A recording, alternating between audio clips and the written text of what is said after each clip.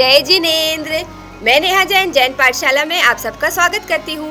आज का वीडियो उन सभी बच्चों के लिए है जो ओली जी का मतलब नहीं जानते हैं, तो आप सब अपने बच्चों को ये वीडियो जरूर दिखाइएगा।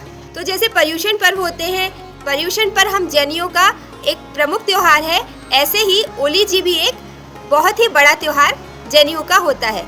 ये त्योहार साल में 2 बार आता है, एक चैत्र मास में यानी कि मार्च और अप्रैल के बीच में, और दूसरा अश्विन मास में जो कि अक्टूबर मंथ के आसपास आता है।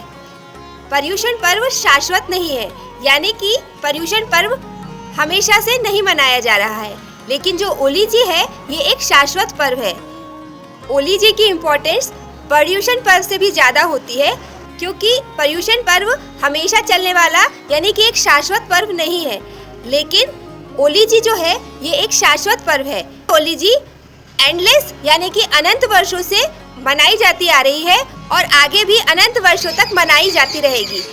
जब भरत क्षेत्र में धर्म छूट जाता है 6वें आरे में जाकर, तब भी महाविद्य क्षेत्र में ओली जी मनाई जाती है। इसलिए यह बहुत ही इम्पोर्टेंट पर्व है और ये 9 दिन पूरे यूनिवर्स की सबसे महान शक्तियों की आराधना और भक्ति के दिन होते हैं। अब हम जैनियों के लिए सबसे बड़ी शक्तियाँ कौन है? तो वो सबसे बड़ी शक्तियाँ हमारे लिए सुदेव, सुगुरु और सुधर्म है। सुदेव यानी कि अरिहंत और सिद्ध परमात्मा, सुगुरु यानी कि आचार्य, उपाध्याय और साधु, और सुधर्म यानी कि दर्शन, ज्ञान, चारित्र और तप। तो इन्हीं 9 पदों की आराधना इन 9 दिनों में की जाती है।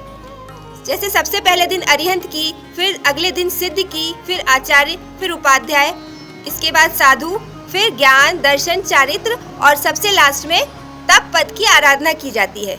साथ ही 9 दिन तक आयंबिल किया जाता है। आयंबिल यानी कि जैसे हम एकादशी करते हैं वैसा ही होता है, बस इसमें 6 विगय का भी त्याग किया जाता है, यानी कि इसमें दूध, दही, घी, तेल, शक्कर या गुड़ और नमक, इनमें से किसी भी चीज़ का यूज़ नहीं किया जाता है। नॉर्मली धान का ही भोजन बनाकर उसको खाया जाता है। आयंबिल के खाने में मिर्च मसाले भी नहीं डाले जाते हैं, तो इस तरह का खाना खाया जाता है। लेकिन हर दिन जो पद होता है उसका एक कलर होता है, तो उसी कलर के अनाज का खाना बनाकर आयंबिल में खाया जाता है। जैसे कि अरिहंत भगवान है, इनका रंग सफ़ेद है, तो उस दिन सफ़ेद धान यानी कि चावल से बनी हुई चीज़ों का ही भोजन किया जाता है। ऐसे ही दूसरे पद सिद्ध परमात्मा है, सिद्ध का कलर लाल होता है, तो उस दिन गेहूं से बनी हुई वस्तुओं का आयंबिल किया जाता है।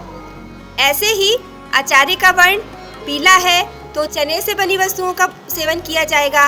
उपाध्याय का वर्ण हरा है, तो उस दिन मूंग से बनी हुई वस्तुओं का सेवन किया जाएगा।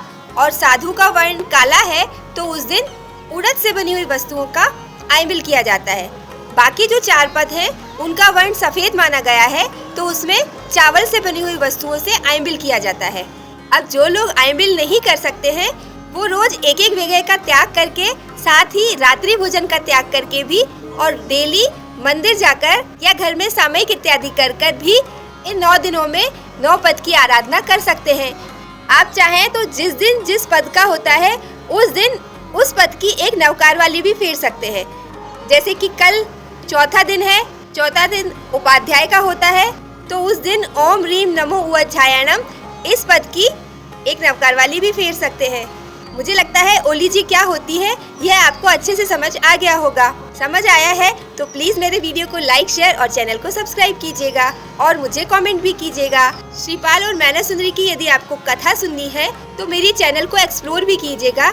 मैंने अपनी चैनल पर एक अलग से ओली जी के लिए प्लेलिस्ट बनाई है, वहाँ जाकर ओली जी की सारी विधि और कथा भी आप देख सकते हैं। धन्यवाद। जय जिनेंद्र।